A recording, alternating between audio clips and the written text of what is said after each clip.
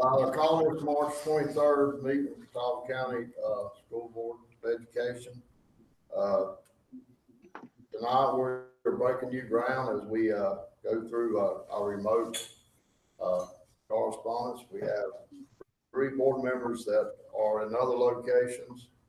Dr. Leslie Barnett, board member Dr. Donna Lewis Carpenter, and board member Kathy Starnes. With us tonight is board member Ron Abernathy, Becky Britt, and myself, along with Dr. Stover, Attorney Crystal Davis, and the other members of administration. And we'll now turn it over to Becky. Okay, if you all will stand and join me in a moment of silence, then we'll be talking about the Pledge of Allegiance.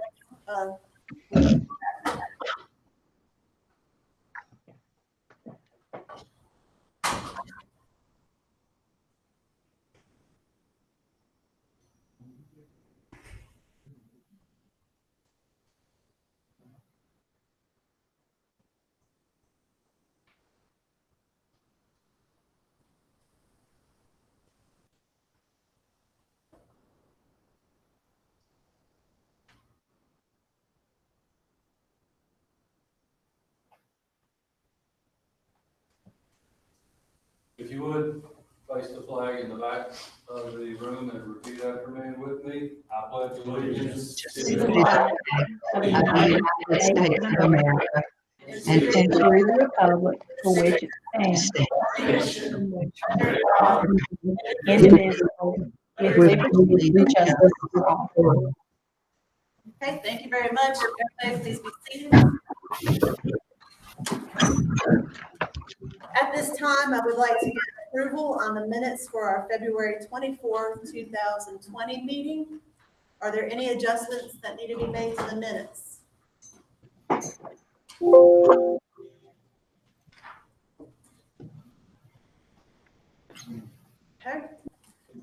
You want to ask them individually? Okay. Dr. Barnett, do you have any adjustments? No, no adjustments. Okay. Mrs. Lutz Carpenter? No, ma'am, I'm good. Mrs. Starnes? No, ma'am, I'm good. Thank you very much. With none being noted, would someone like to make a motion to pass the minutes, to approve the minutes? motion to approve the minutes as presented. Thank you very much, Mr. Abernathy. Is there a second? I'll second. And identify yourself, please. Leslie Barnett. Thank you, Dr. Barnett. All in favor? Say aye if not in the room. Aye.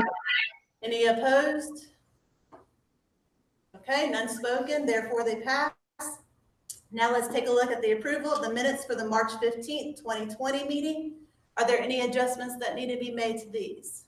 Yes, Ms. Britton, we would ask the board to remove new business number 10. This is for the minutes. Oh, I'm so sorry. Excuse me, Matt Stover's error. Okay. Any adjustments to the minutes For March 15th. for March 15th? Dr. Barnett, I don't have any adjustments. Dr. Lewis Carpenter, Mrs. Lewis Carpenter, Thanks. None for me. and Mrs. Starnes? No, ma'am. Thank you very much. Okay, would somebody like to make a motion to approve the minutes for March 15th? I so move, Leslie. Thank you very much, Dr. Barnett. Do I have a second? Kathy Starnes. Thank you very much. All in favor? Aye. Aye. Any opposed? None spoken? They are approved. At this time, we'll take a look at our current agenda and see if Dr. Stover, is there any that need to be made? Yes, I apologize. Yes, we ask that we remove current business number 10 and replace it with the addition of new business number 8, which would be the approval of a resolution to grant mercy powers to the superintendent that Ms. Davis would talk about. And number 3 is addition of new business 11 for the approval of amendment to the 2020 Board of Education representatives, as we've discussed in the months past, in the open vacancies with the unfortunate passing of Miss Eisenhower.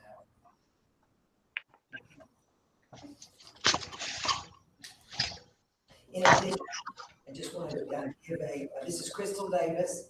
I want to give a forecast and change the item number 7 with regard to participated learning and contract. That is our dual language immersion contract with those teachers who actually come here from other countries. As of Friday, really, I had a conversation on Friday with Carla Mueller, and I've had to add some language to that contract in light of the emergency situation we're in to make certain that we are able to terminate that agreement. So I will be asking not for the approval of that contract, but for the conveyance of authority to the superintendent to sign the contract in its final form, even though, and the order, even though it exceeds his $50,000 grant. So that's how we will adjust that.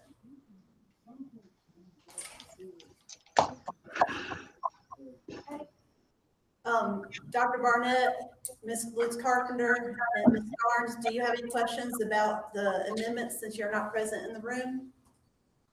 No, ma'am. Leslie doesn't. Donna is good as well. Kathy has none. Can I get a motion made to approve the agenda as amended?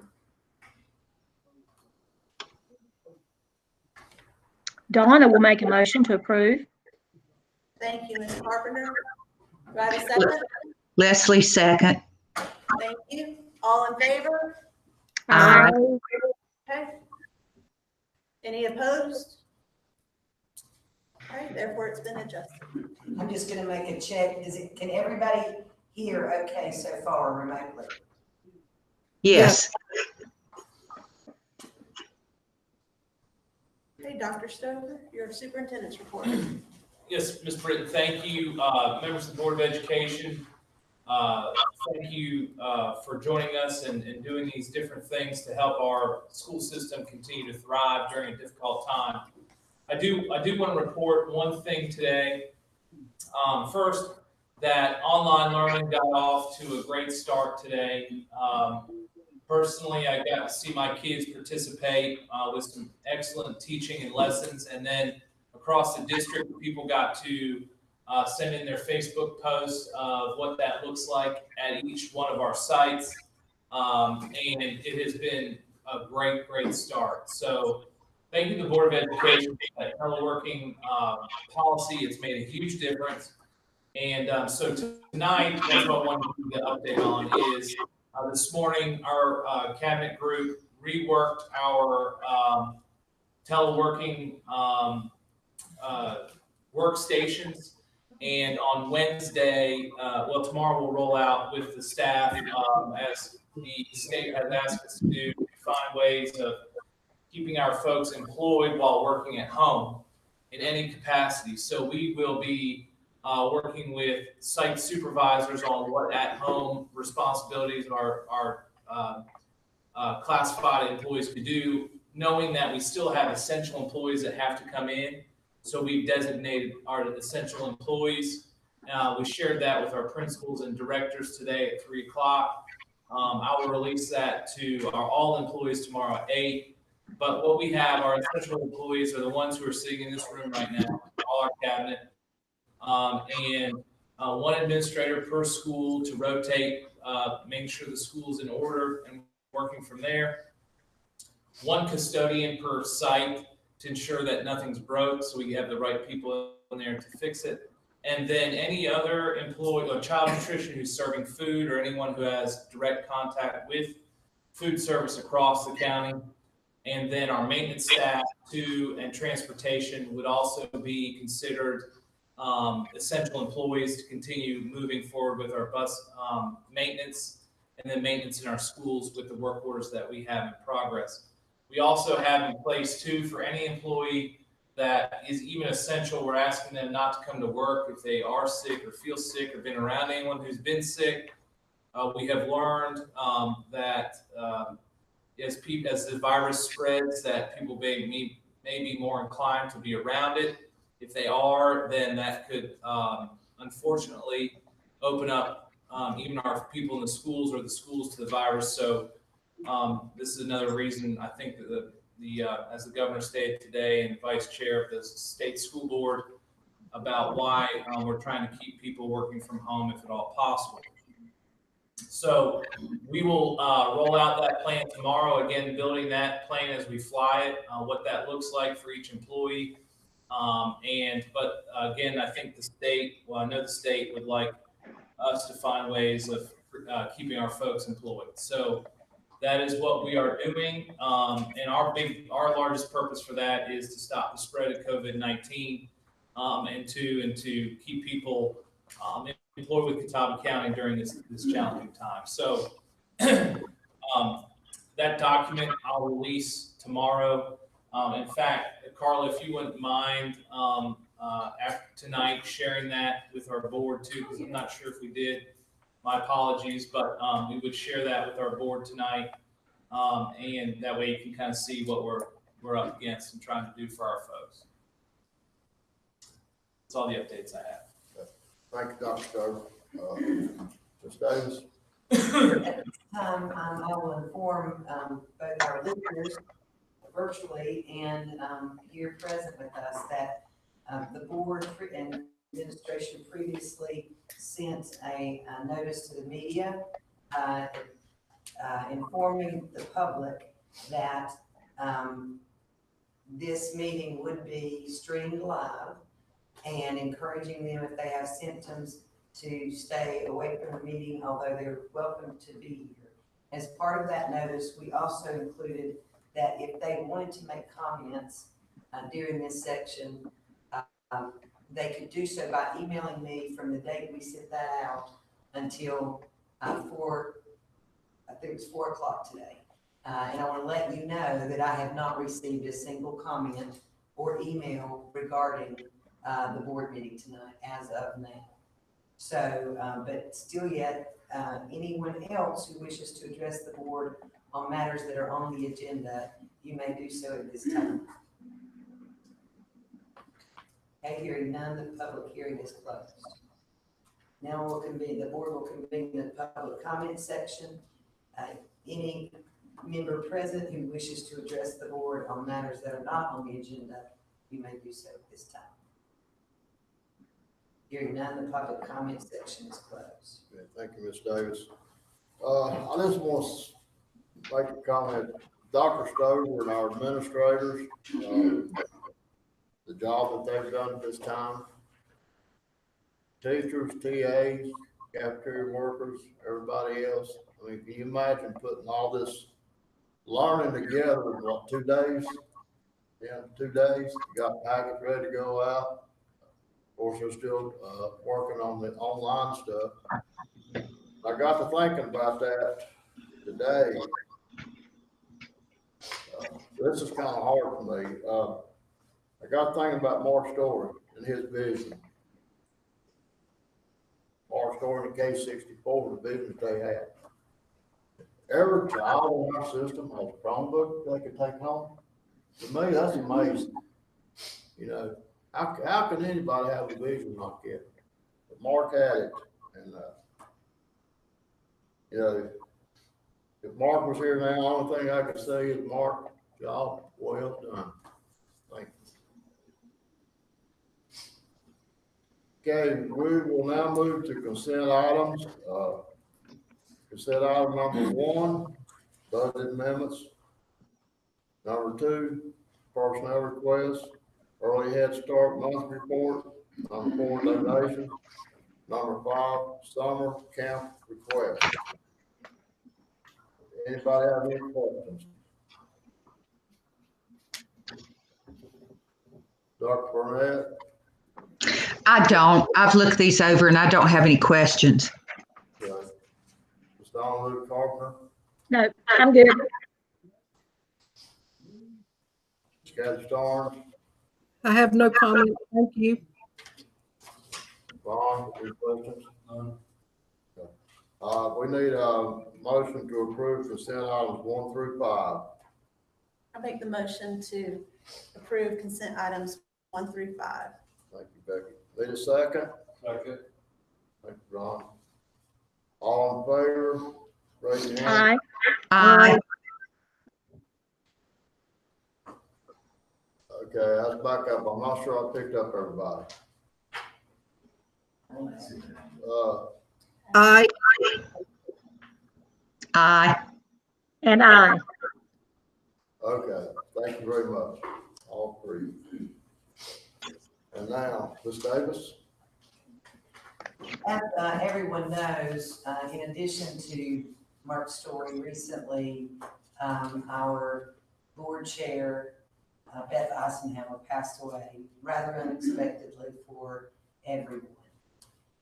Although she wasn't as tall as Mark, she was truly a giant in Catawba County Schools in terms of her institutional knowledge, her knowledge of curriculum and instruction, and I think she just about knew everybody in the county or taught them one or the other.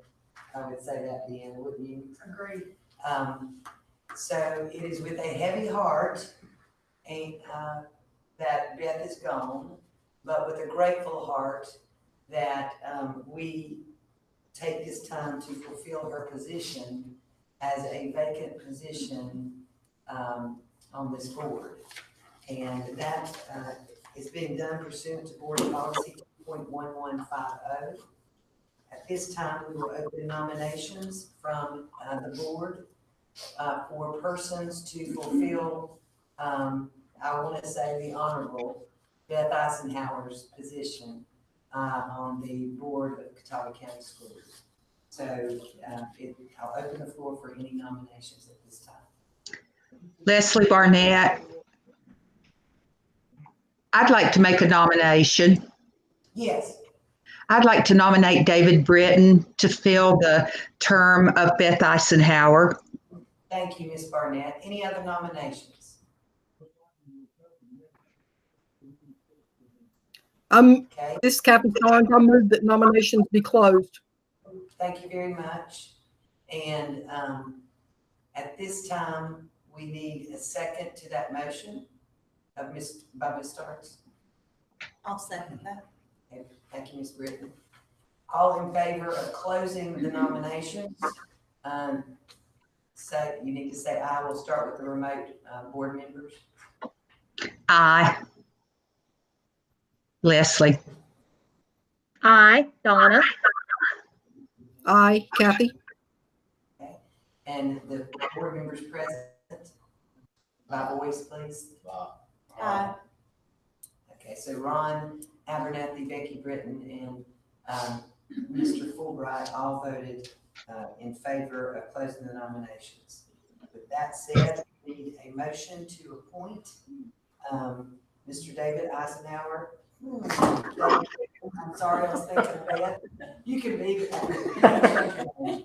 Mr. David Britton to fulfill the vacant term formerly served by I'll make the motion. Leslie seconds. okay. All in favor remotely? Kathy Starnes, aye. Leslie, aye. And Donna, aye as well. Okay, and present. Aye. One.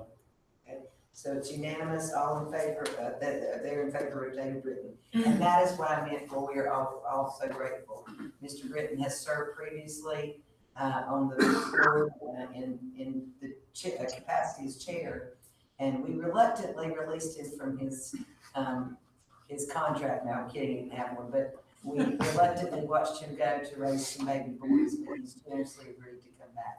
We welcome you back with open arms. So if you will have your seat. Oh, we actually. And forgot about the most important part, swear.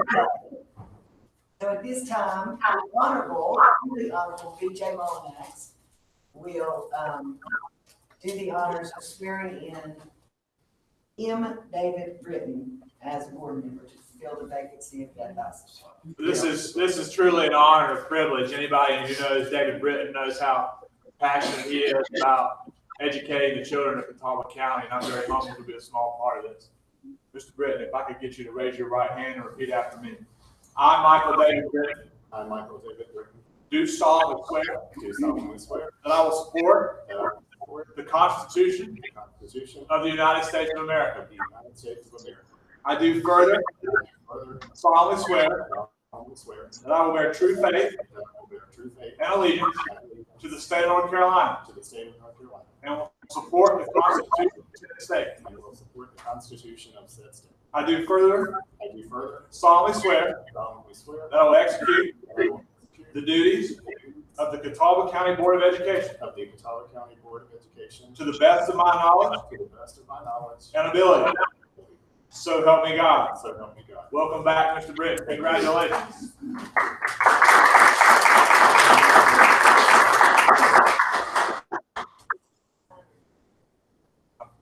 I'll get you signed. You'll have him sign after me. Chairman, if I may just take a minute, in these unprecedented times, I just wanted to take a moment to thank the faculty and staff and administration of the Catawba County School System. Your extraordinary efforts in ensuring that the children of Catawba County receive the world-class education to which they're accustomed. Only God Almighty knows when things are going to get back to normal. But we all know that in the interim, you'll continue to move mountains on behalf of our children. You all and your students remain our thoughts and prayers. Thank you, and may God continue to bless us all. Thank you, Chairman. Congratulations, Mr. Britton. Thank you, Ms. Davis. Thank you. Sweet. Nice. Four. Yes, sir. Chairman Fulbright, members of the board, both here and remotely. Marty is putting a document up, which is our construction updates. I hope you've had the opportunity to review that PowerPoint. I can tell you that the project at Van Oak Elementary is moving along nicely. We are now working on the last phase of that particular project, and the quality of the work out there is exemplary. And again, I want to thank Mr. Stocks and his staff for being so accepting during this construction. Quite honestly, the photos that you have in front of you are not as current as we would like.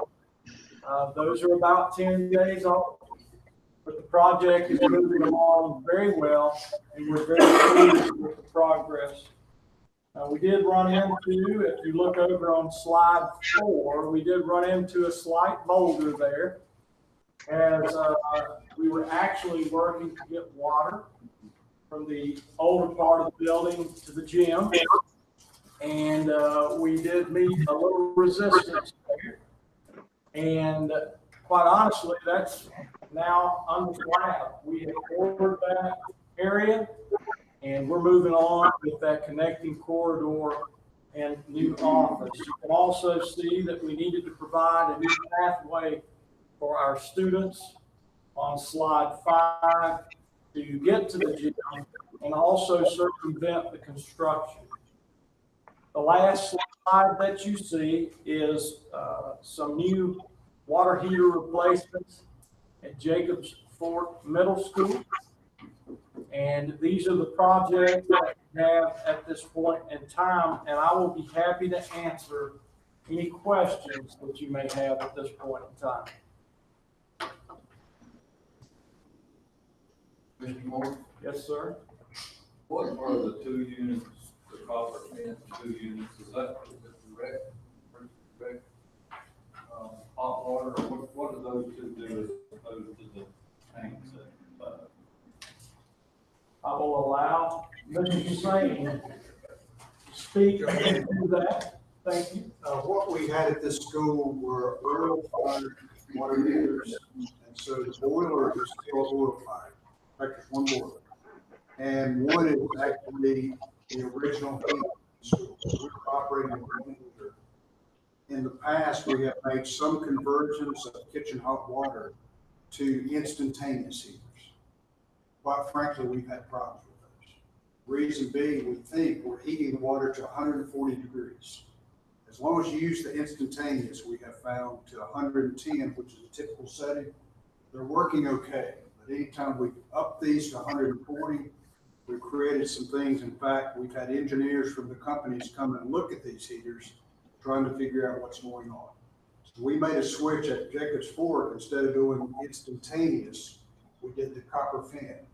And that is, it's instead of oil fired, at this point, it's propane. We do not have natural gas, so we set a propane tank.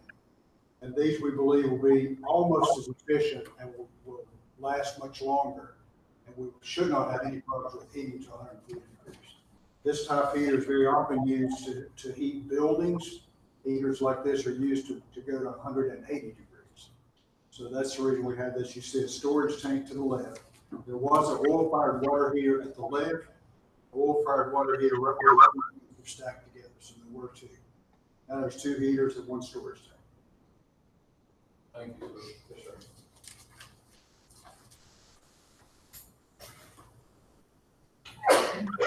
Any other questions from board members? I don't have any questions. Thank you.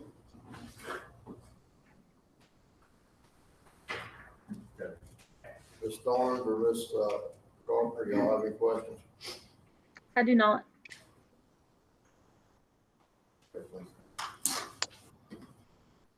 Finger. Chairman Fulbright and board members, my pleasure this evening to bring you a little bit of information about our coding program in Catawba County Schools. And just to remind, last board meeting, we talked about STEM summer camps, and out of that conversation, we were asked to put together some data on coding in our school system and where we are with that K-12. And that's what this presentation is all about. I'm not going to read the whole thing to you. I think it's been posted for a while. So I will hit the highlights of that and then take any questions that you may have. Thank you, Marty. So a couple of things in this presentation. You will see information about coding opportunities through CTE.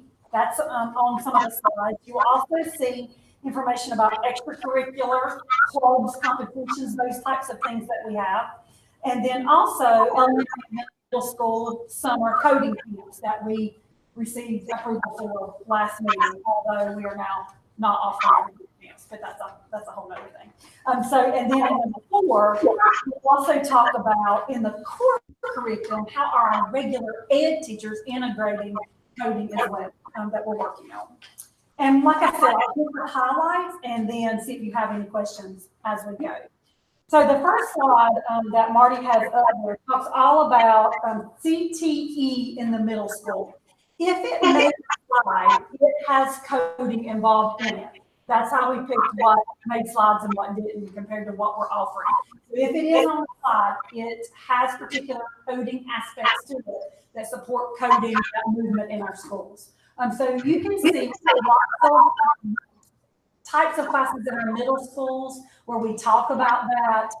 Also some opportunities at our middle schools through, you can see their Tinkercad, table robots, all those types of things. Coming in March, it was drone technology and some drone work in a couple of our middle schools, maybe Middle River and Mill Creek.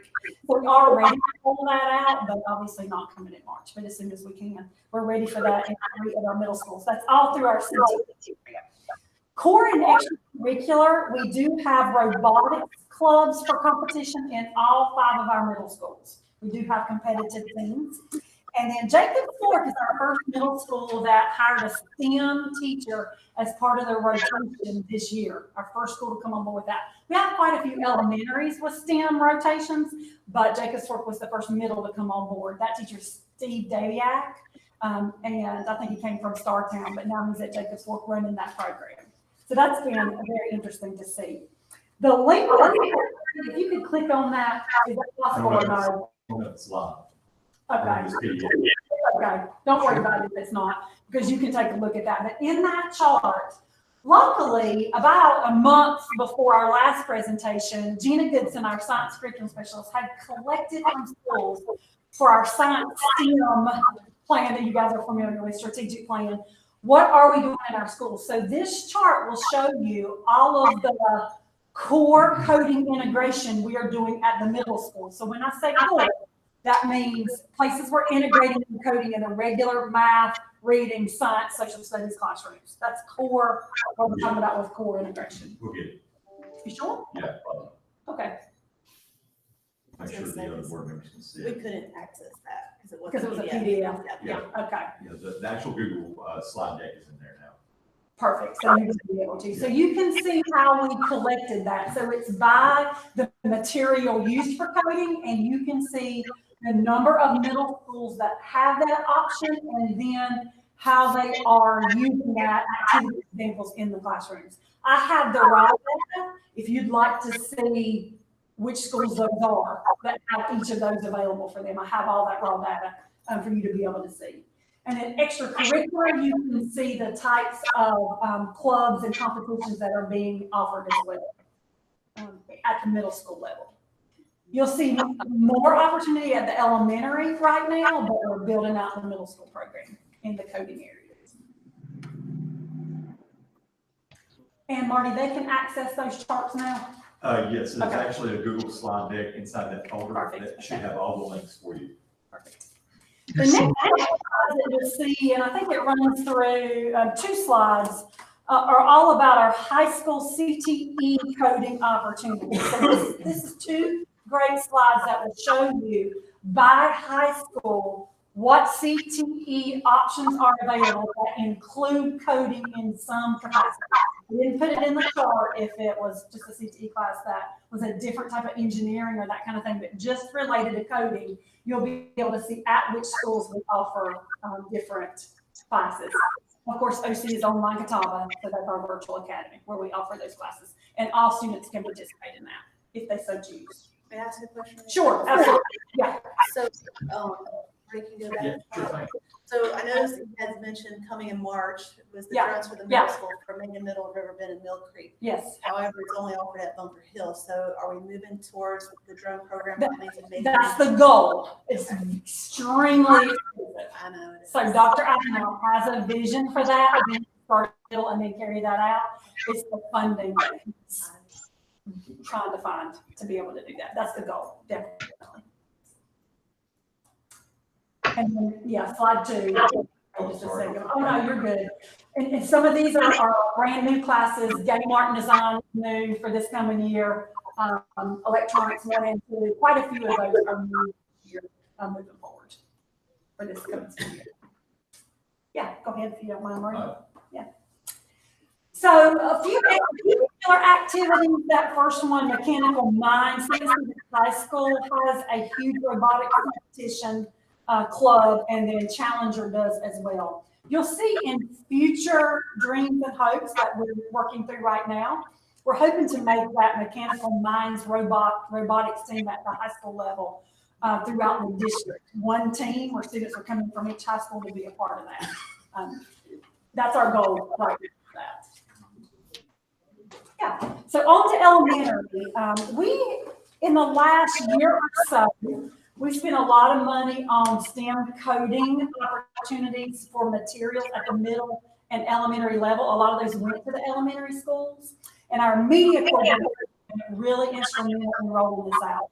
And so you can see in the first chart, we have classroom and extracurricular opportunities. So Marty, let's take a look at that quickly.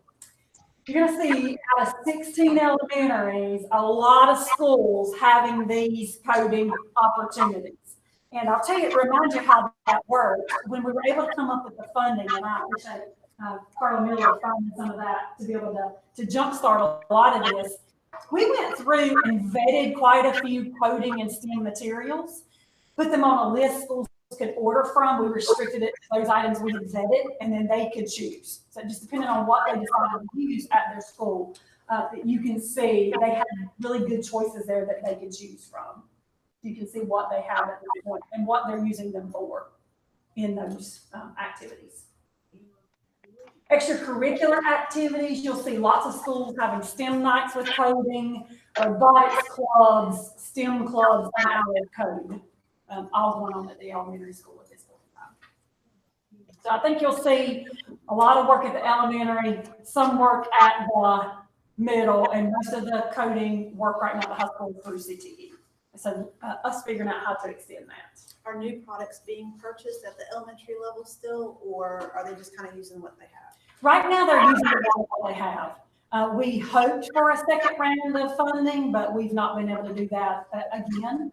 I do know at the school level, they are using some of their own funding to make some purchases right now. We asked them to vet that through us. I know Marty does a lot of that now. You want to speak to that? You vet a lot of that. Yeah, so we vet our ICS vet quite a bit through that, along with the media coordinators. And I'll also say, looking at that list, you'll see that they share that as well. So a lot of times what will happen is the elementary, if they don't have an Ozobot, they'll reach out to a school that does and they'll switch. So they're actually being able to kind of replicate this across the entire district because of the collaborative nature. Oh, sorry. So I added at the end when our team met to talk about this. A few coding opportunities coming up right now. 2 of these are now obsolete due to what we're dealing with right now. Number 2 is definitely obsolete, and number 3, but that's okay. Apple is sponsoring 5 new elementary schools to come on board with robotics clubs through our strategic plan. Eric Farr, his name, he's a part of that group, and he is now sponsoring 5 new schools to come on board with robotics clubs. So that's exciting, and giving us the money to be able to do that and the volunteers. And then lastly, huge professional development this spring and summer for CTE teachers going into brand new coding classes for next year. Those are the 2 things on the plate right now. Future ideas in my last slide. Some of these we've already started with, the first 2 for sure. Elementaries, we have talked to the media coordinators about the vision of them becoming more STEM media coordinators and leading that initiative in their schools, coding and that kind of thing. They've taken on a huge responsibility for that. Most of them presented at the NC TIES conference a couple weeks ago, and all in the area of coding. So that was pretty exciting.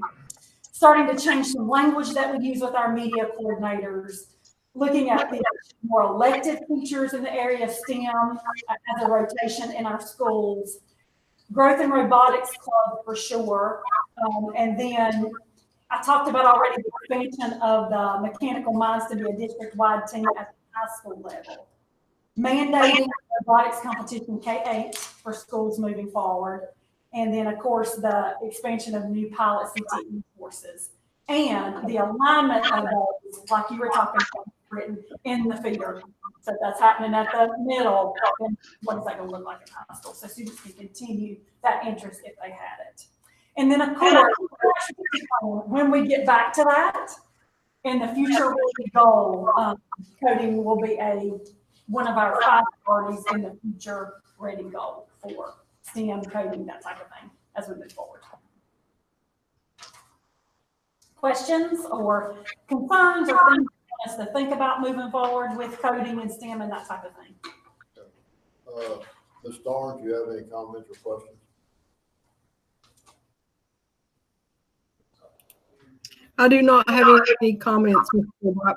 Say that one more time. Kathy, go ahead and repeat.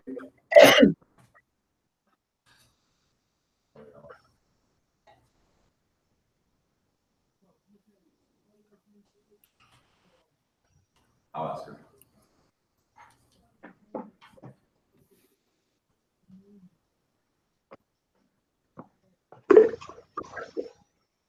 I said I don't have any comments.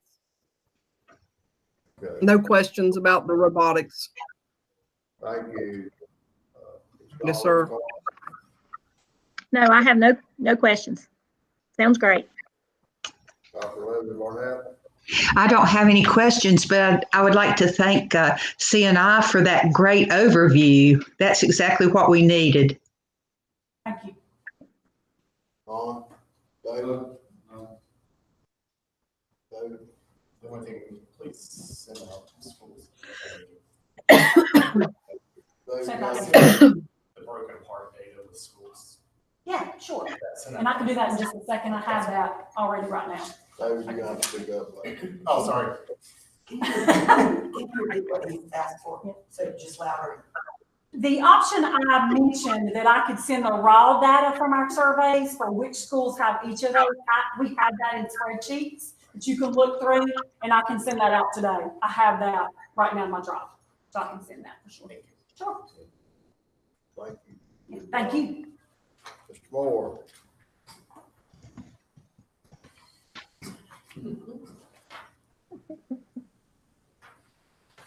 Mr. Fulbright, members of the board, tonight I bring forth the school admission, enrollment, and assignment policy 4.2320. Each year, the superintendent establishes a period of time in which transfers can occur. We are requesting that Monday, June the 1st, 2020, be the acceptance date. This has been the acceptance date, first Monday in June, for the past 10 years. Secondarily, we are also requesting that Thursday, July 23rd, 2020, serve as the deadline to accept transfers. And lastly, that Monday, August 10th, 2020, be the due date for tuition, as this is 14 days prior to the beginning of the 2021 school year. Does anyone have any questions at this time? Dr. Leslie Barnett, any questions? I do not have any questions.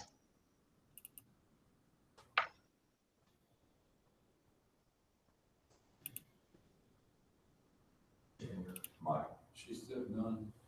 She did? Yes. Okay, I couldn't hear, I'm sorry. Ms. Donna Lewis Carpenter, any questions? No questions. Kathy Starnes? I have one question. If we are still in a state of emergency, will we alter that date?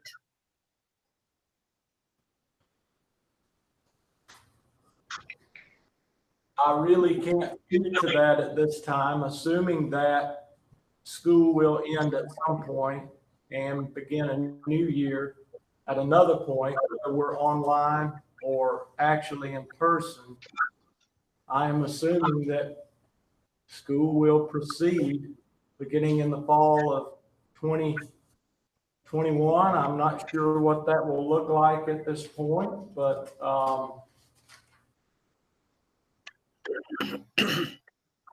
Probably it might be important to explain allotments too this time. true. Because that's part of the equation. It is. We can't wait too late to do transfer requests because we're only allotted a certain amount of staff. If you'll explain that, I think. That's a great point. Thank you for bringing that up, Crystal. We have a period of time in which we have to determine how many teachers are allocated at each school site. As you know, we are experiencing classroom or class size reductions. And we've been in that process for the past 3 years. And to make sure that we follow that process, we have to have the data to be able to assign the appropriate number of teachers per grade level at each elementary school. This is more of an issue K through 3, 4 through 6, not so much. We have a standard number of transfers that we allow at both the middle and high school. Rarely do we exceed that number. This is more of a K2 issue, to be honest. But we do need that data as quickly as possible so that we can make those employment decisions at each school site. Any more questions, Ms. Starnes? I just wanted to make sure we had a contingency and, you know, at least we've thought about it ahead of time. Yes, ma'am. I'm good, thank you. Right, nothing? None. Okay. We now need a motion to approve the transfer dates and processes for the 2020-21 school year. Board open for a motion to approve. I make the motion to approve the request made by Mr. Moore. Donna Carpenter will second that. Okay. Got a motion to approve and a second. All in favor? Aye. Aye, Leslie. Aye, Kathy. And I, Donna. Okay, thank you. Thank you, Chairman Fulbright. One thing that we discussed as well, that due to the current state that we're in, Dr. Stover has suggested that we complete this process electronically. And Wendy has worked, my assistant, Wendy Griffith, has worked to create that process. We vetted it through our IT department. We do not feel that will be an issue. We will make sure that this is appropriately announced and marketed to our public because, as you well know, they've stood in line for years and years, and we're going to change that process. And it was time to change the process, and this will be the impetus for us to do that. Is that now part of the motion? I don't think so. It's not a policy. It's Policy just a doesn't require process. a line, but this is, and I will just point out to you, referring to the proposed resolution, this is an example, if it were in policy, of something that the superintendent might or might not need to tweak or change or waive in order to get us through this. That's just an example I wanted to point out. That has to do with another matter on the agenda. I do have a question for the kindergartners that are gonna be the new enrollees. Have we started that process and thinking of how that's gonna look They're required to with go their through the testing? That's a curriculum issue. I know that they have delayed some of that at present. We have had one conversation about it so far, so it's very limited at this point. When does that process begin, I guess? Is that during the summertime then, or is it? It's in March. Yeah, it's beginning. So that's Okay. something we are beginning to discuss. Okay. I do have a question. Go ahead. This is Leslie. I just wanted to ask Mr. Moore if he would elaborate on his comments about doing it electronically, because I know parents will ask, will it be a certain time that it opens and they'll be ranked by the time that their applications are received? Or how do you know how that will work at this point? Yes, ma'am. It's similar to our dual language application process. Each application, there's a date and a time. We would Yes. probably start that at 8 a.m. on that Monday, and it's first come, first served. It would be time stamped, and then it would be organized by location and by grade level. And instead of doing all of this by hand, it's electronic as far as who's first in line, so to speak. We want to make sure that our public is apprised of that process appropriately before we begin. Thank you. That sounds like a good process. Thank you. Okay, Mr. Moore, approval of budget and bid cost for track renovations. Thank you, Chairman Fulbright. We have a document, budget and bid cost summary for track renovations and stormwater improvements for St. Stephen's High School. This is the last track that we will be able to upgrade and make sure that it is in good shape As you well know, we've talked a little bit about the stormwater issues that we're facing there. We were able to package this together with Carolina Court Works and long grading to put together a decent number, but it will require that we go to the county manager, Mick Berry, to ask for some money to be diverted from 3 closed out projects into this line item to sufficiently fund it. And you see this synopsis or this summary that we have here, basically our professional engineering services and the price therefore, the tear out and removal of the track surface by Carolina Court Works, long grading, completing the stormwater improvements for a grand total of $213,303. Now, at present, we have $175,196.45 in that line item. I would propose that we eliminate the 2 Claremont kitchen renovation numbers. We've completed that project in full. There is some furniture that must be purchased, but that will come out of our furniture line item. And also the elementary renovations, that 3rd line item, that was paint, and we are completed with regard to painting at that particular location.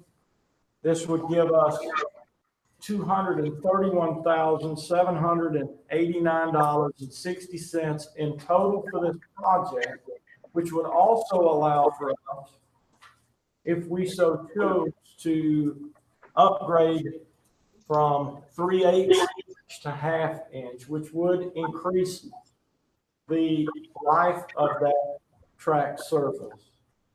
So this, I'm seeking your approval, but also be aware that we have to go to the county manager and seek the transfer of these funds. And we've done this before in other projects as well.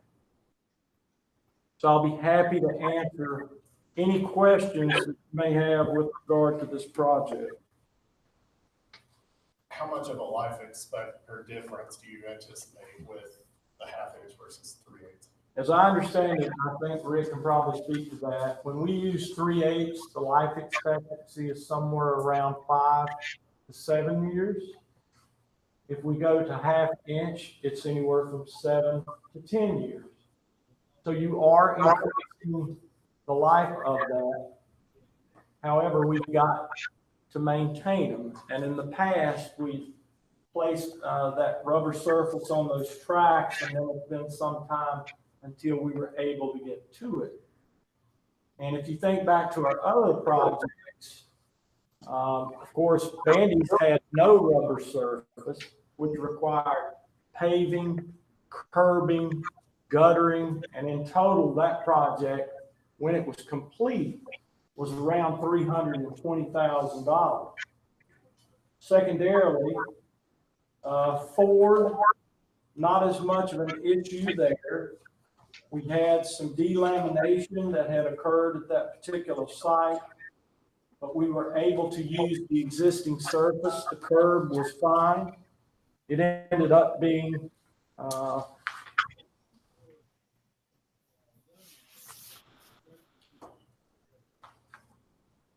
$63,000 for that particular project.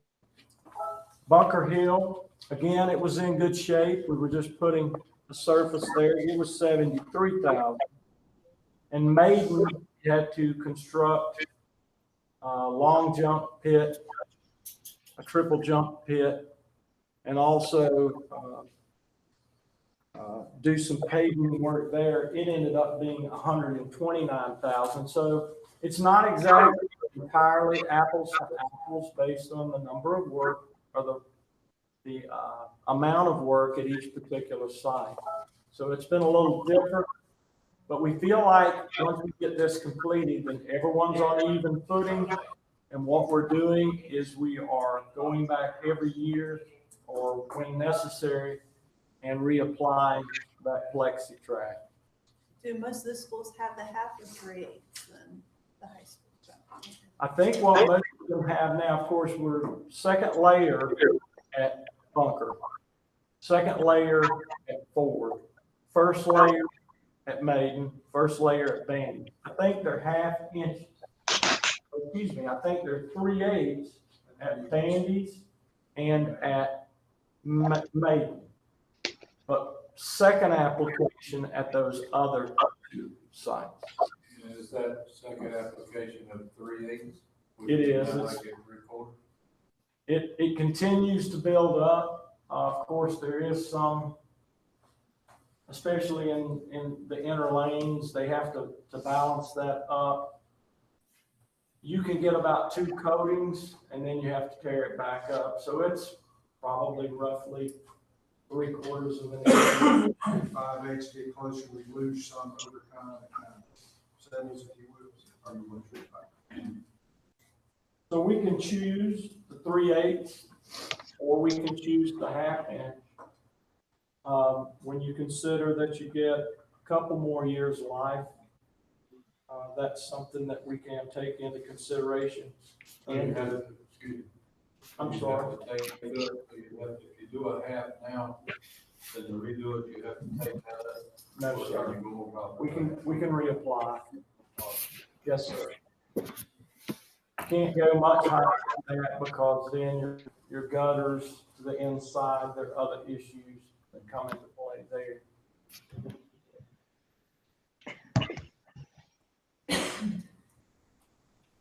Okay, Mr. Carpenter, you got any questions or comments? No, I'm good. Dr. Barnett? No, I don't have any questions. Thank you. Kathy Storms? I don't have any questions. Okay, thank you. Anybody else? Okay. We need a motion to approve bid item 3, approval of budget bid cost summary for track renovations and stormwater improvements at St. Stephen's High School. Floor is open for motion.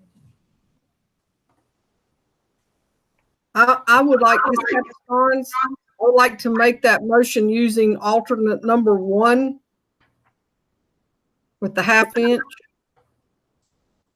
Okay, Ms. Starnes made a motion using, alternate number 1. I would like to second that, as long as we have approval from Mr. Berry from the county, that we'll get that funding as well. Thank you. Yes, it is. If we don't have that, then we'll have to fall back. Very So, important. yes. Ms. Britton made the motion that to second to approve it as long as the fund is available for, the addendum number 1. Okay, so we have basically 2 motions. Kathy, do you want to amend your motion to reflect that of what Ms. Britton stated and that it was? I do agree. We can't afford it without the commissioners swapping the money. Exactly. Okay, so that your motion is amended and Ms. Britton, you've seconded that motion. Yes. Great. Motion, all in favor? Aye. Donna Carpenter. Leslie, I. Kathy, aye. Okay, thank you. Thank you. Okay. Number 4, approval of bid summary for additions and alternates at St. Stephen's High School. Thank you, Chairman Fulbright. This one's a little more complicated. So let's talk about it. As you well know, we've been working to add on to St. Stephen's High School with some much needed improvements. We enlisted the help of Holland and Hamrick, our architectural firm, to make these improvements. And we bid this project on March the 12th. And the project came in a little higher than anticipated. We had actually talked to 14 vendors at the beginning, and 4 firms made bids. And that's what you have in front of you, is that bid summary with multiple alternates for consideration. Hickory Construction Company was the low bidder at $9.990 million. We do not have $9.990 million for this project. When it began, we had $8.013 million.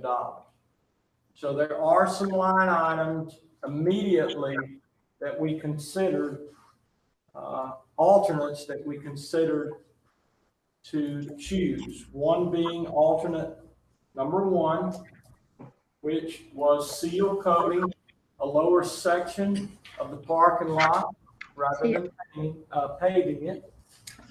Alternate number 2 was to omit some renovation work in classrooms listed 107, 109, 110, 112, 113, 148, 149, 150, 177, 178 in the amount of $178,000. We did choose to omit an alternate 11, HVAC controls. That was another $11,000 in savings, but we did choose alternate 14, which was a plus of $4,000, square D electrical. When you take all of those items into consideration, total was $9,768,000. Well, we realize again that we don't have $9,768,000. So we began to meet with the construction firm, our architect, our construction manager, including Mr. Sane as our director, to try to figure out how we can meet this budget, or at least trim it to the degree that we can actually afford this project. And we wanted to be very careful with that, because we don't want to take away from what it is that we're building. We're not proponents of reducing the size of what we need. I don't believe in that. I don't believe in squatting the building down. I don't believe in making hallways smaller. There are finishes and fixtures that can help us reduce this number. Now, unfortunately, we couldn't get to the number that we hoped to get to. I sent an email to the board members and also placed on your folder this particular document. It's called a Budget and Cost Summary for Alterations and Additions for St. Stephen's High School. I'd like to draw your attention to that particular document. So what you see there is, at this point, the costs for the project, the 2 invoices to our architectural firm, and the amount remaining. You see from Wright and Associates, our site survey and utility location and the cost associated. We've required some geotechnical subsurface testing. Catawba Valley Engineering and Testing completed that. There's still some material testing that will have to be required if we move forward with this project. Right now, we've spent $5,600. The anticipation or the estimate is that we will have to spend $33,000. We have had some abatement work. There is asbestos present. We've invoiced ECS Carolinas in the amount of $84.20 for the abatement work completed thus far. There's still some to do. EME was the low bidder in that informal bid. So you see the number of Hickory Construction, that's our next number, 9.990. We were able to meet and work through some of these finishes and fixtures and not taking away from the building itself.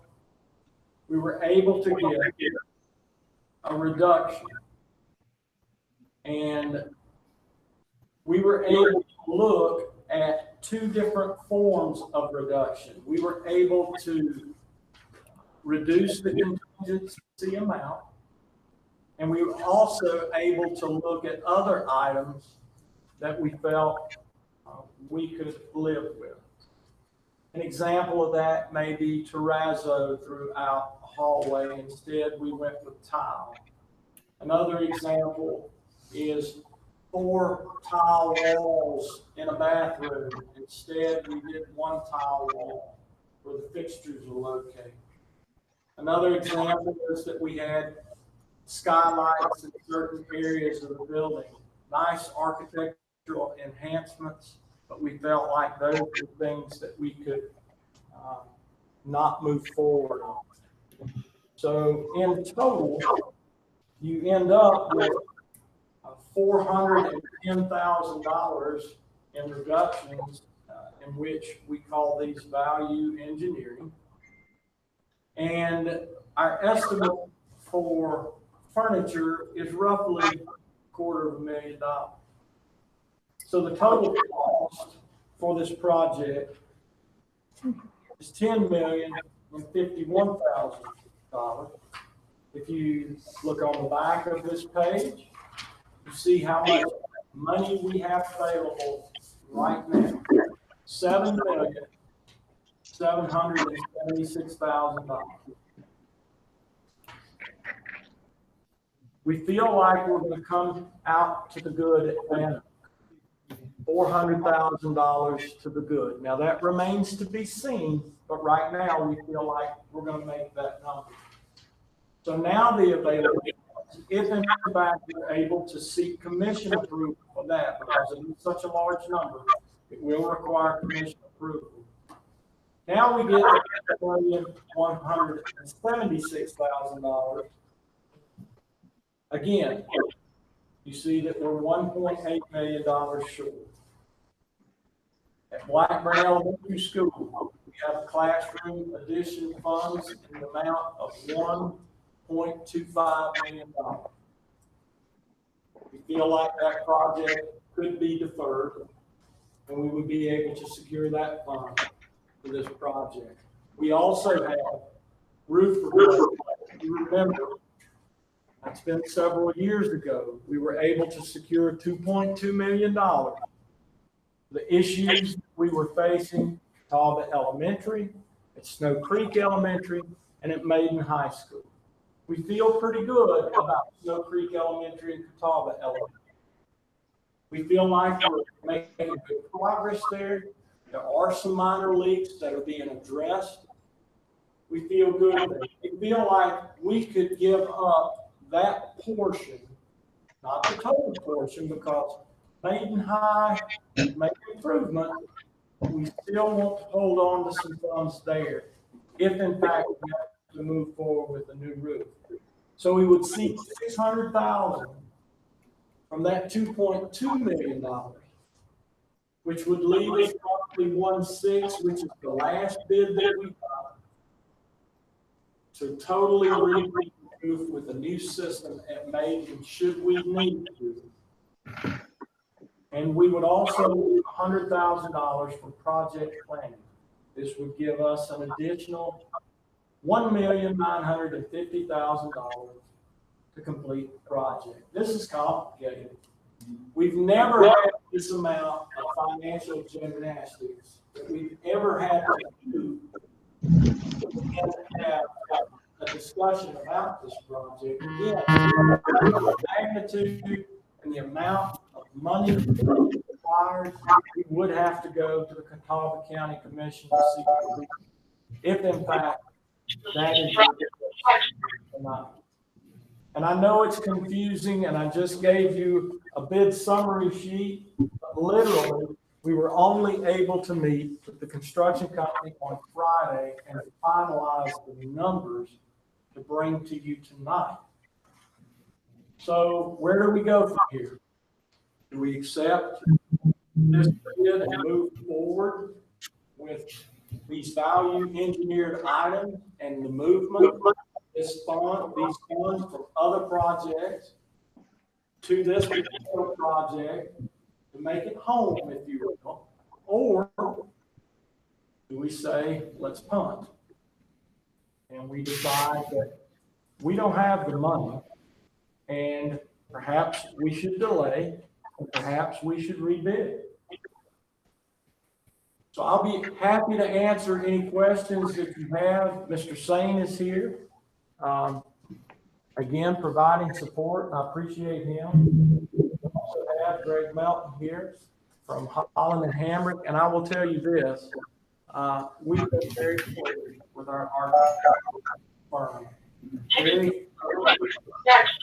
They've done a wonderful job, and I can't say enough about their ability to take our vision and put it down on paper. Unfortunately, we are victims of the current construction market. Now, I don't know what that's going to be in 3 months, 6 months, 9 months, a year. It'll be better. It's hard. Value engineering, were options determined by Catawba County Schools, or did you offer that to the general contractor and they come back to you and say, these are the options that we can for? We met with Hickory Construction last Friday for, I'm not sure how many. About 3 hours. 3 hours. So from last Friday, they really put this together. And it's not totally complete, because we do have some estimates. If you give us an estimate, it's got to be, if anything, low. And so we kind of directed them. Here's what we want to look at. As an example, eliminate all the site lighting. And let's have Duke Energy come in and set their poles and light this site with their poles. And nothing against Duke Energy. We love them because they power our buildings. But some of their site lighting leaves a little bit to do. And so we felt like it would cost more to go that route, and perhaps would not look nearly as good. So those items like that, we said, no, we will not do that. We will have you do the site lighting. And we pretty much went, I'm not saying every item, but just about every item on that site. We felt like we could at least get a price. What is your price to do this, whatever the item is? And it's a lengthy spreadsheet.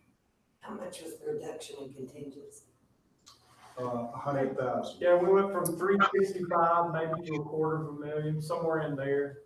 350,000 to 250. So we still have $250,000 in contingency. And we feel like that we need that because, where we're connected. There could be some unforeseeable things that we improve.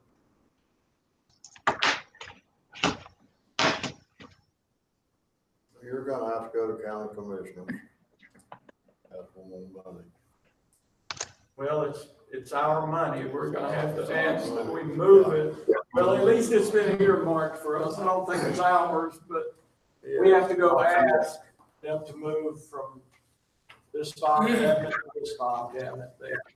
The other alternative for you guys is to wait until you actually get approval from the commissioners for additional money or moving money, whatever it is, and put this on the next agenda. Are the bids for 60 days?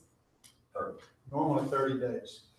And they came in when? Which is very common. March 12th.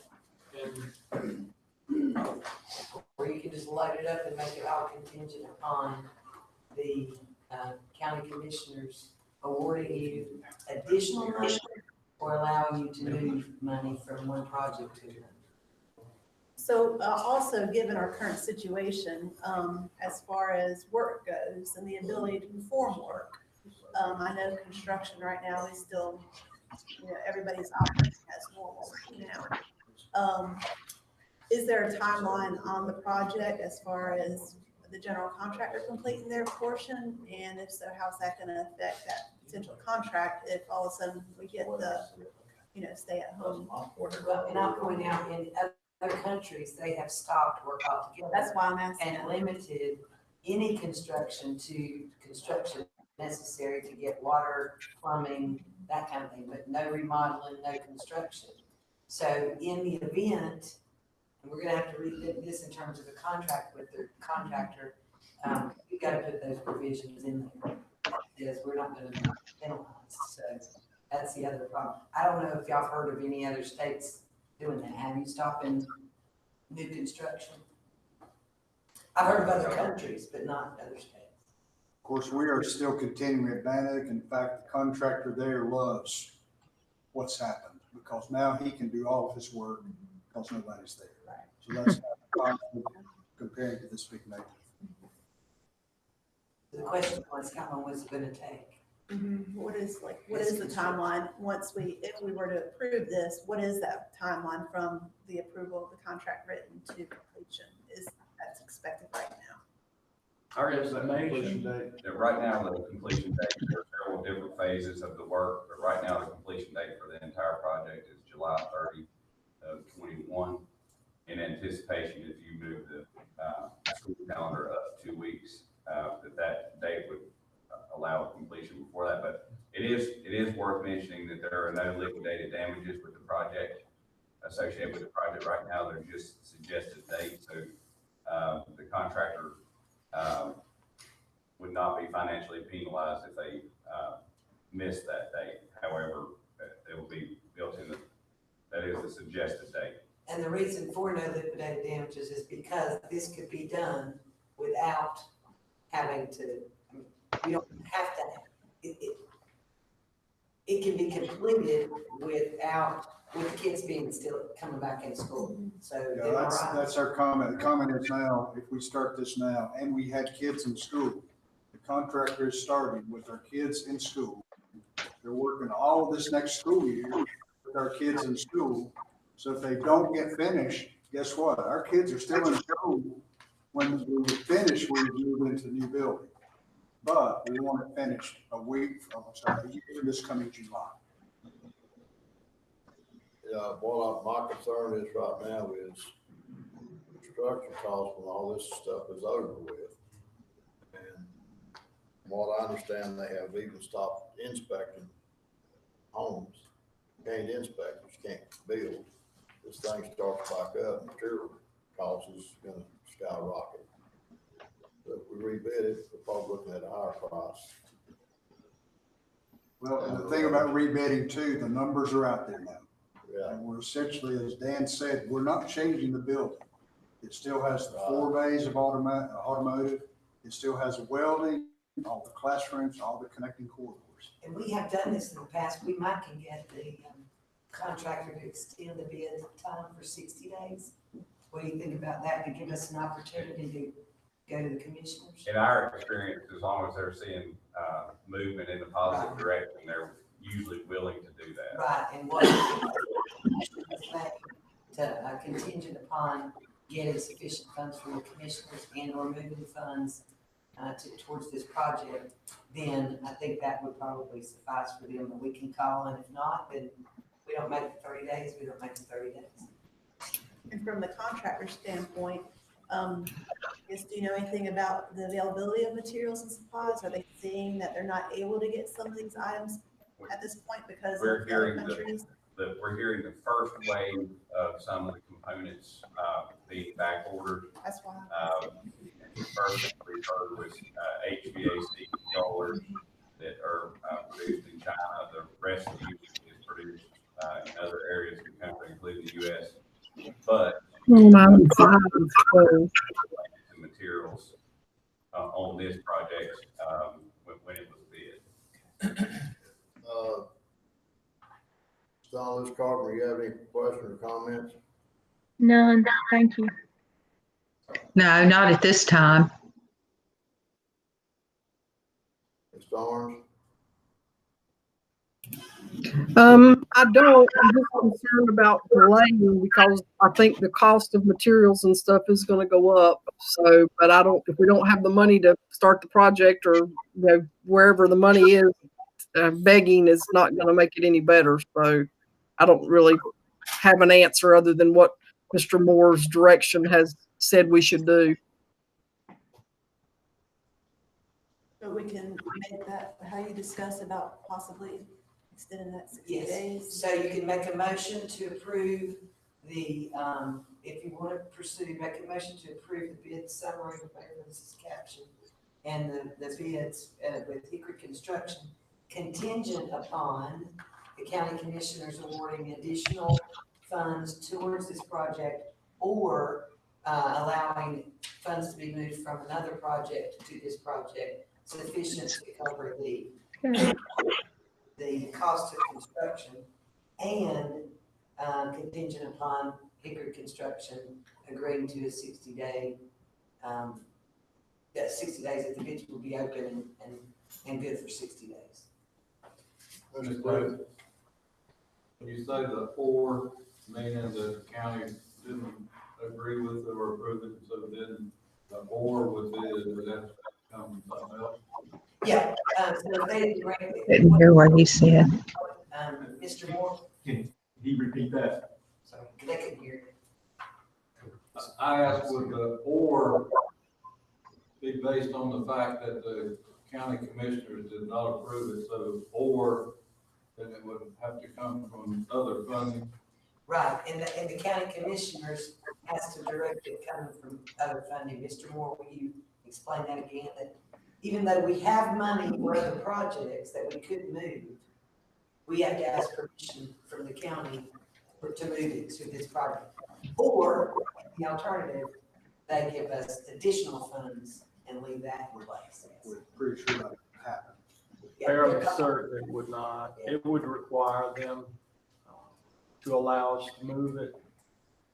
50,000, anything less than 50,000, Mr. Berry is able to do on his own without commission approval. Anything in excess requires commission approval.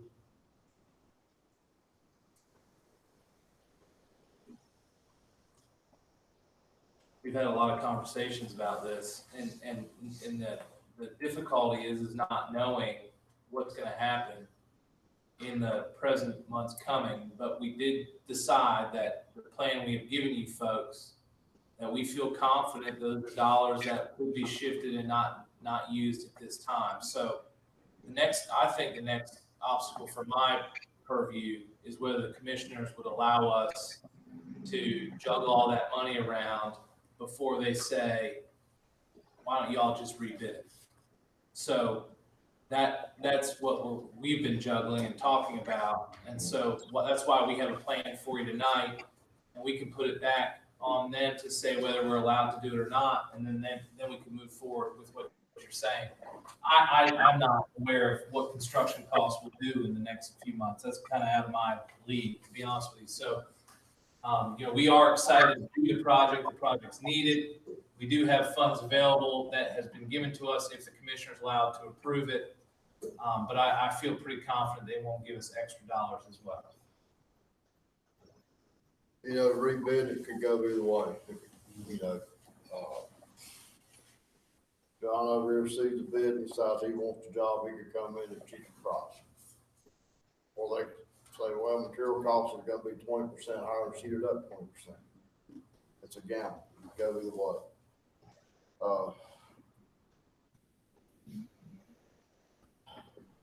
I hate to see other things that we've got that needs to be done, not get done. Moving the funds around. Right, the Blackburn project, I think we're pretty solid there because initially we thought we would need that based on enrollment. But again, you never know who's going to walk through your door in the fall. And we do know that there are some apartments being built up next to Catawba Valley Community College. Will that bring additional students to Blackburn? It's in their zone. I don't know that for sure. It's hard to predict. So it's just a very tenuous situation. Those other projects, we feel comfortable with the movement of the money from the roof and line item and holding $1.5 million there still, just in case Maiden High School can't be mitigated. We feel good about that. We feel good about moving $100,000 in project planning. That's what it's for, plan. We still have $200,000 with two major projects on the horizon. We have Maiden E, the new construction, and the renovation at Maiden Middle. So I don't feel bad there. And I'm very thankful that we're $400K to the good at Vanover, barring anything unforeseen happening there. There's a lot of dominoes that have to fall. We can get home, but there's a lot of dominoes that have to fall. The biggest thing is not having the 4 classroom addition at Blackburn, which we don't think that's a need at this point in time. And I had an earlier conversation with Mr. Miracle, he's of course the chief financial officer for the county. And we spoke back in fall, I think it was, when we began to put together what's our needs for next year, our capital list. And I sat down with him individually and I said, Mr. Miracle, I don't ever want you to think that we're baiting and switching, that we're saying we need something here, we move this money over here, but they've experienced the same thing. They've had projects, our saying is sometimes we get our feelings hurt. We got our feelings hurt a little bit on this one. There's a way for us to get home, but Mr. Miracle and I both, he understands. And really the only project is Blackburn. And right now we don't think we need those 4 additional classrooms at Blackburn. What's your recommendation at this time? Wow. So, part of me says I would love to throw this out in 6 months and see what happens. And part of me says we've put a lot of sweat equity into what we've done. We have a plan. Let's go. Really, I'm 50-50 either way. I hated to go in and make some adjustments, not necessarily to the scope of the building or the building envelope. We didn't touch that, but we did take out the architectural enhancements, I think, that might have allowed it to pop a little bit more. But that's home building. Everybody has a desire to have the best until the price comes in and think, ooh, we better make an adjustment here.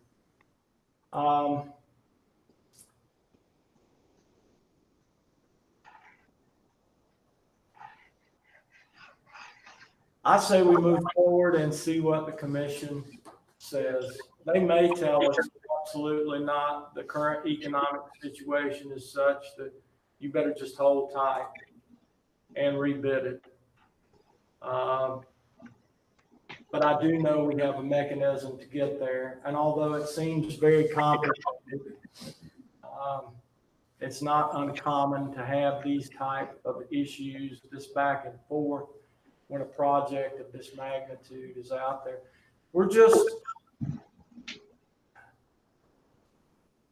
When people have projects lined up, we have a lot of interest, but we only have 4 bidders because everybody's hopper is full. And that sort of drives our prices. We could bid this same project in 2 months. It might be $2 million lower. It may be $2 million higher. It's hard to know. And what I've learned is you never know what you're going to have on bid day. That's what I've learned. But again, I feel like we could move forward and see what the commission tells us. It is a large amount of money that we're trying to move from point A to point B. They may not agree to it. So I say we move forward and let's see what their recommendation is. Luz Carter, you have any comments? No, I have none. Dr. Barnett? No, I wish we had a crystal ball, but we don't. Maybe you don't have one? We've got a crystal.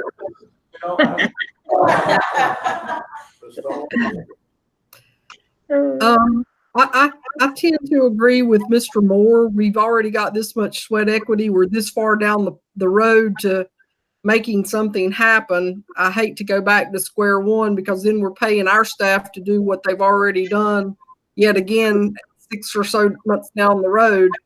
So I tend to agree with Mr. Moore's view on this issue. Mr. Avenatti? I don't have any further comment. Britton? No, brother. Britton? Okay, so, we need a motion. What does that motion look like? For this long motion. It's an interesting motion. Very interesting motion, so, would you go ahead and say how we need to word this, please? If you want to go and move forward, then you need to make a motion to, where is that? To approve the bid summary for additions and operations of St. Stephen's High School, contingent upon the county commissioners agreeing to move money from other projects to this project in the amount sufficient to pay for the cost of this project, or additional monies if they were willing to do that in an amount sufficient to cover this project, and contingent upon Hickory Construction agreeing to extend the bid for 60 days, because we don't know when the commissioners will be able to meet. I don't know that, I don't think. For 60 days from the date that they originally. Yeah. Okay. I make that motion. It's Kathy. You what? I make that motion what Crystal said. Okay, Kathy's made the motion on what Crystal said. Very good. Need a second. I'll second. Ms. Britton's made a second. All in favor, raise your hand. Those on remote. Oh, hey, we see you now. Hey. Hello. They gotta do voices for. Yeah. So say your voice votes. Aye, Kathy. Presley, aye. Donna, aye. Okay, and everybody hears aye. No. Oh, you don't, you have one? Okay, we'll go through individually. Okay, I'm sorry. Okay, sorry. So here, we gotta do voice vote. So in the present, who all are the ayes, say your name and repeat, and then nays, say your name. Okay, Mr. Avenatti? Based on what we were saying, I'm still a little bit, have a lot of questions, but I think it's been presented. Mr. Britton? I agree, you presented well. That's a massive difference, I can't do it. Ms. Britton? Can I ask a question? Yeah, you made the motion, or you seconded. Right. So the question is after if they come back and say no to both those options, will we receive direction from them at that point as far as how we can proceed with the project, or will they just tell us to put out for rebid, or is that a decision that we're gonna have to make? I think that's our decision. They just said, no, we can't have the funding. Okay. Aye. I'm aye. All right, so passes by majority vote. Thank you. And I appreciate your patience because that is a lot. The last thing I bring forward for you, if I may, Chairman Fulbright, sorry. Yes, go ahead. I don't want to Go walk your dog, Go sir. right ahead. This is for information purposes. Information only, no vote here. This is part of what we were just talking about, the geotechnical center doesn't meet the threshold for board approval, but Dr. Stover asks that anything above 30 we bring to you for information, and that's what I'm doing. This is just our bid summary of the geotechnical, concrete, structural tests, and special inspections. at St. Stephen's High School, and you see the low bidder. And informal process was Catawba Valley Engineering and Testing, and they will move forward if in fact we have the opportunity to move forward with this project. So this is just information for members of the board. Do I have any questions before I return to my seat? Mr. White, have any questions? Mr. Britton? None. Mr. Britton? No. Ms. Starnes, any questions? No, sir. Dr. Barnett? Any questions? I don't have any questions. Ms. Luz Carter, any questions? No, I'm good. Thank you. Thank you, sir. Thank you, board member. Okay, number 6. Mr. Sharp. All How right. you gonna do this and do that? back? Yeah, so if it pleases the board, I would like to stand back here if I could. I'll speak up so the remote board members can actually hear. I'll also request Crystal Davis probably to assist in this as well. So we have had a wide area network agreement with Broadplex for the past, I believe it was 3 years, if I'm not mistaken, the last time that we came in front of the board. We do have the option within the original contract. We had the option to extend up to 2 one-year terms. And so we're actually asking the board to move through that extension. I know that Ms. Davis had actually worked with Broadplex, which is actually now Conterra. They were acquired or whatever the wording is. And I believe there may have been some changes that needed to be made on the agreement or on the extension. Remember? No, Okay. This is, yeah, they did a great job of hitting the nail on the head the first time.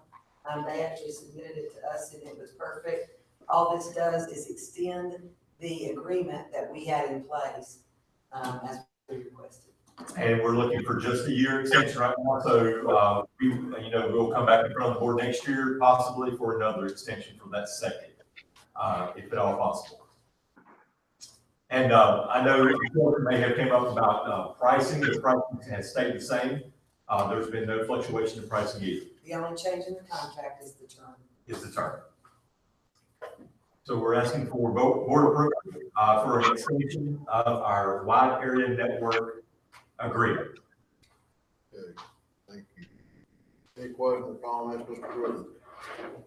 Mr. Crabmather? Ms. Britton? Ms. Donna Lutz Carter?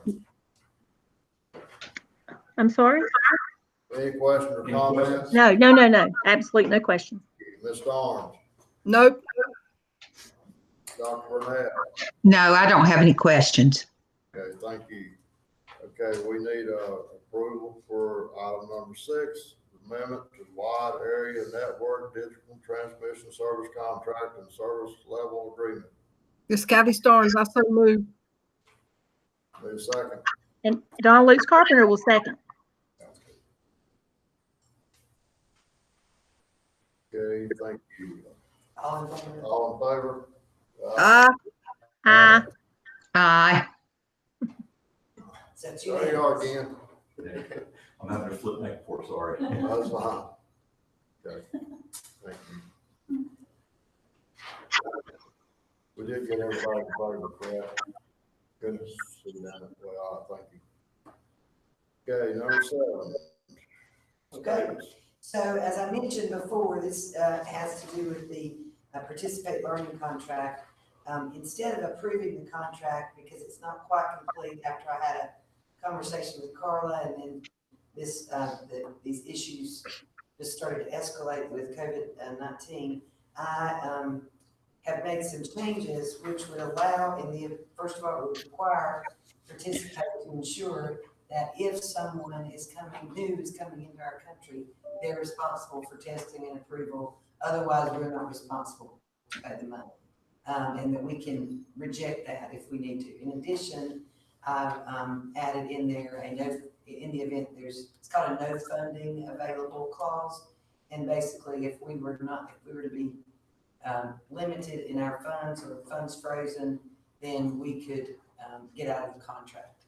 So this contract is on for a year in the past, or it was for 2 years in the past, and it's for a limited amount of time now, but it's pretty expensive, so I didn't want us to enter into it. So what I'm asking is that Dr. Stover's limit of authority in signing a contract is $50,000. This one is $127,000. And so I'm asking specifically just for this agreement. We've already pretty much got the terms of the agreement, but I'm asking specifically that you grant to Dr. Stover the authority to execute and negotiate finally the participate learning agreement beginning for the school year beginning next school year. How much, 100 and what? It's like 127. 49,000 per.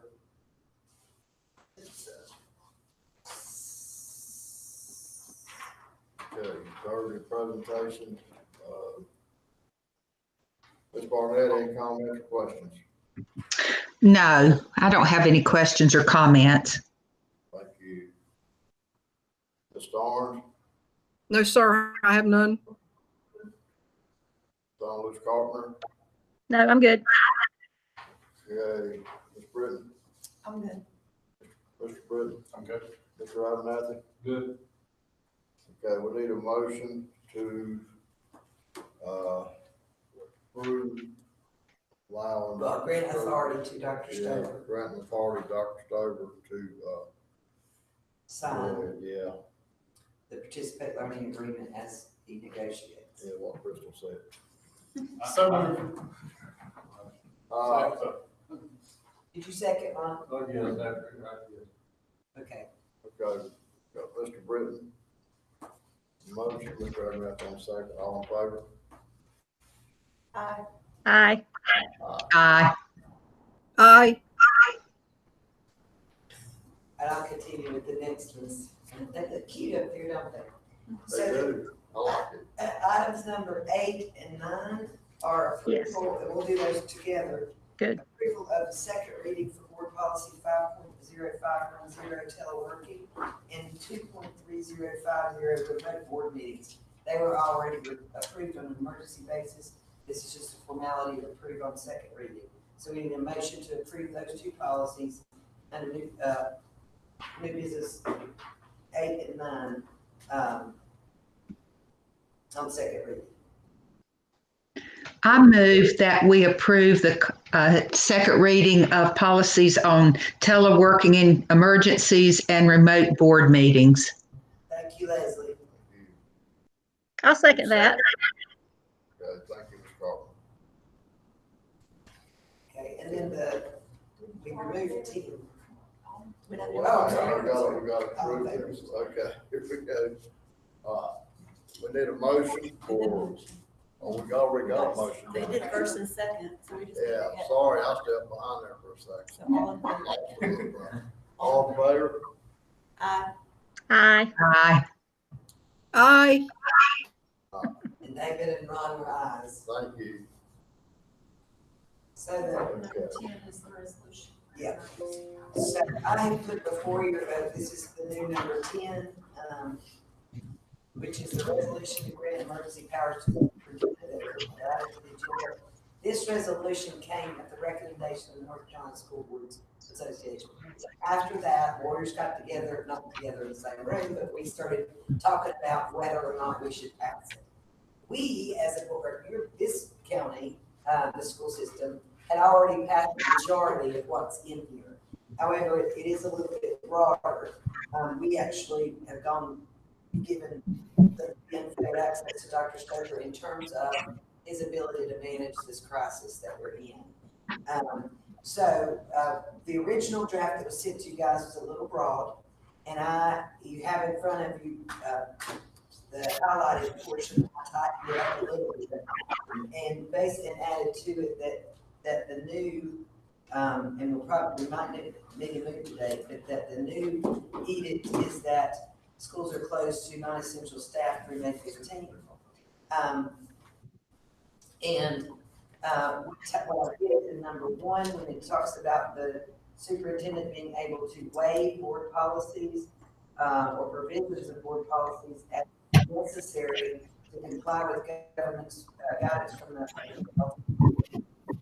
authorities, continue the school district limited that to until such time as the board rescinds or until government authorities lift all restrictions. The end of this document, I just put it in there. And then number two is staying the same. Number three would give the authority to the superintendent to enter into contracts for any dollar amount for the purchase of materials, equipment, supplies, or services for sanitation, cleaning technology, or other needs directly related to the COVID-19 emergency situation. It is currently now $50,000 is all we can do, but that would expand it. And then the other change, it's not another change, but if you look, that these are in the second to the last, these are temporary powers, and they're in effect only for the duration identified in the governor's order of March 14th and amended thereafter. This is not something you have to pass, but if you do not pass it, then we will be required to have a board meeting for any expenses related to this over $50,000. Have no idea if we'll have a need for it. And also we'll have to have a board meeting to modify any policies. The good thing is that we can have them remotely, but it also ties Dr. Stover's hands a little bit in getting things done quickly. But it's completely up to you. If either you have a motion to change it as modified, like I described, or no motion at all. I have a question. Yeah. This is Leslie. I can't see to the bottom of this one. I know you said you tweaked it some. The original one said that it's, I think, rescinded when the emergency situation is over. Is this the same? And yeah, I'd already said that, but I don't think it was clear to everybody, so I put it in other places. So if you look at in the original one that y'all got, at the second paragraph from the bottom, it says, the temporary powers authorized by this resolution are in effect only for the duration identified in the governor's order of March 14, 2020, and any subsequent extension of that order unless otherwise rescinded or extended by the board. So that was already done, but I made it a little clearer by adding to the end of the first numbered paragraph, until such time as the board rescinds this resolution or all restrictions related. That's good. That's the one that allows us to waive policies or in our number 3,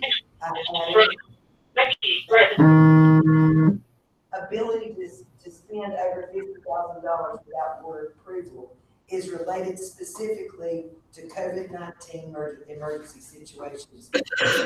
Materials, services for sanitation, cleaning technology, or other needs directly related to COVID-19. And then the only other changes I added at the very beginning, that this was an emergency, we're ordering the closure of all schools. It was in the closure of all schools to non-essential staff through May 15th, 2020 as well. thank you. Dr. Stover. Thank you, Mr. Fulbright. At this time, there would be no need for me to use that. We don't know.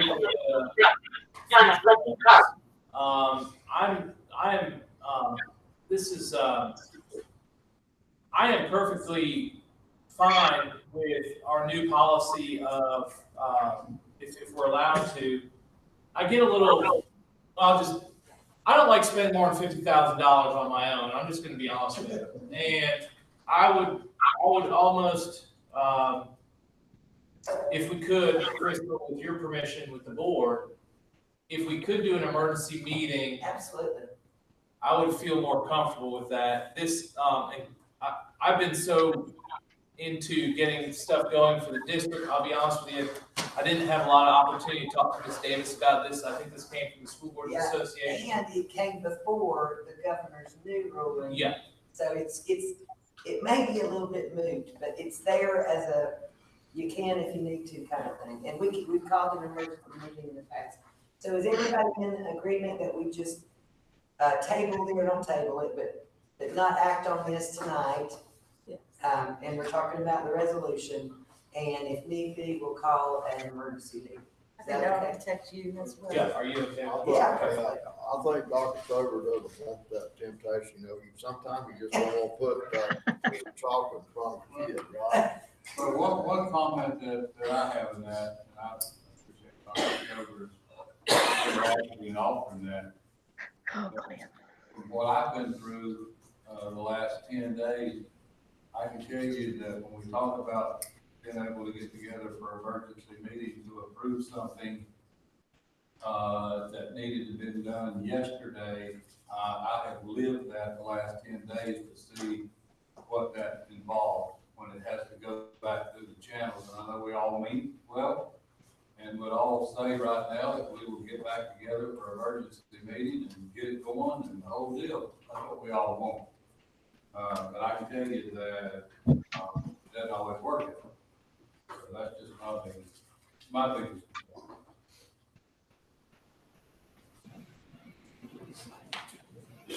Just out of curiosity, what if you were to, not necessarily, it doesn't have to be in here, but just create a courtesy phone call and just say. Well, it is in here. Okay. And what it says specifically is that the superintendent is directed to keep the Board of Education informed and taken under emergency authority as soon as is practicable in light of circumstances. So he's got to inform you guys immediately. And again, I think he probably informed you beforehand, before he did it. I mean, because he's obviously adverse to spending a lot of money. And we do that by, contacting you, or me, or board chair, or something like that. So let's have a say aye or yay or nay whether you want to pass the resolution. Let's start with the remote people. Okay. I would begin by saying I would like to see us pass it, but I guess I have a question now of whether Dr. Stover wants us to. I mean, you may not want that from what I've heard you say. Yeah, I would prefer, because right now we've met a lot, and I don't foresee, and I could be wrong, and Ron has lived it, but I don't foresee needing more than $50,000 for anything, especially with our employees going home for the most part on Wednesdays. One of the biggest reasons for that was A, their safety, but B, so we don't have to continue cleaning facilities at a large expense. So unless something would come down where the state would say, I need you to open up emergency childcare and we'll back fund you, but that's the only thing I can see would cost us a big chunk of money. But as of right now, that has not come down as an edict from the state to mandate that either. So, but that's not the only thing. No. I would be happy. I mean, I can if you need me to. I prefer not. I'll just say that. Yeah, on the money part. Yeah. It's up to y'all. It's really not up to you. I say based on the comments with Dr. Stover, and I appreciate that, and I say we don't do it. Okay. What about you, Mr. Griffin? I agree. We don't want to put that on there. Okay, and Ms. Britton? I agree. That's him as well. Mr. Fulbright? I agree. And Ms. Barnett? I'm not sure now exactly what Mr. Abernathy said that we're agreeing or not agreeing to. I'm sorry. Sorry. On Dr. Stover's comments that he's okay with not passing the resolution and putting that burden on you in its entirety. And then the rest of those who were present said the same thing.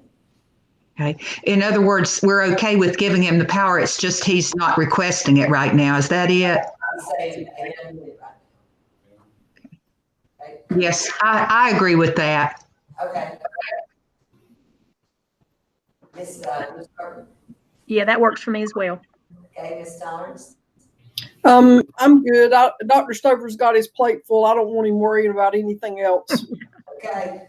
All right. So that matter will not be addressed tonight, but we'll We got it done if we need to bring, with that, okay? So there's, I don't know, is there anything else? That's it. Well, we No, got we the got board one more. reps, the committees. Oh, yeah. So do you want to do that? Go ahead. All right, so recall at one of our prior meetings, I think in January, we've added this to the agenda, guys. Did you send that out, David? Yes.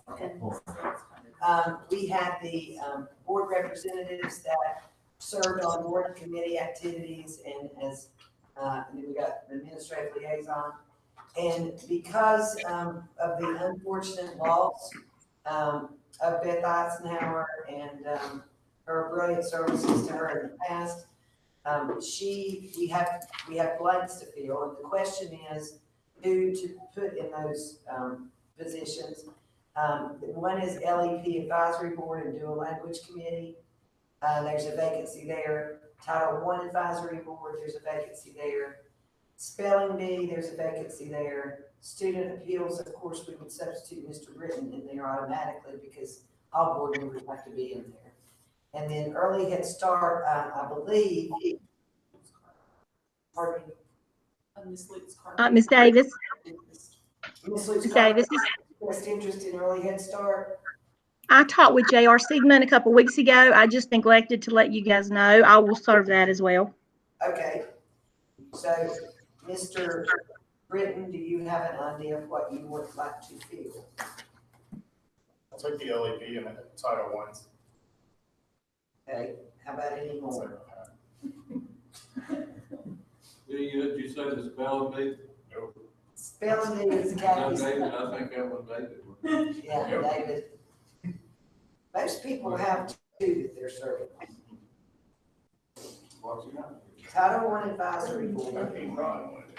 You only have one. You need to do spelling bee then, because the rest of us have. Oh, did you say Title I too? Yes. Okay, there's one in there. Okay, so we just need a spelling bee. I'll do spelling bee. Okay. All right, so we need a motion to approve, David as the representative for the LEP Advisory Board and Dual Language Committee and Title I Advisory Board, and Glenn Fulbright for the Spelling Bee, and Donald Lewis Carpenter for Early Head Start.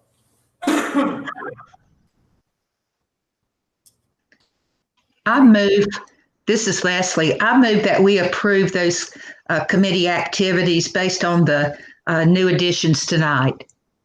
Thank you. I'll second that. Got a motion second. All in favor? Aye. Aye. Aye. We got all our hearers too, so.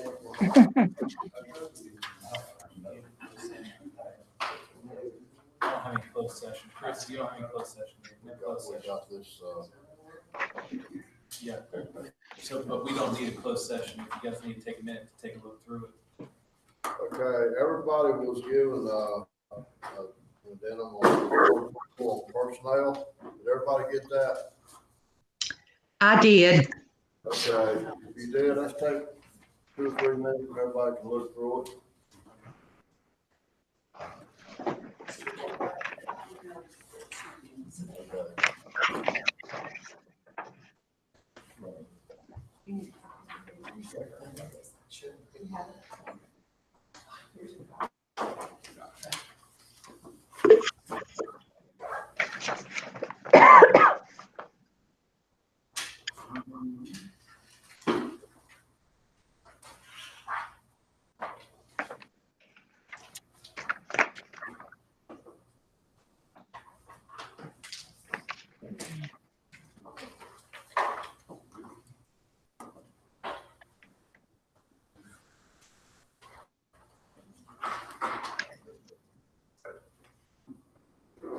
Okay.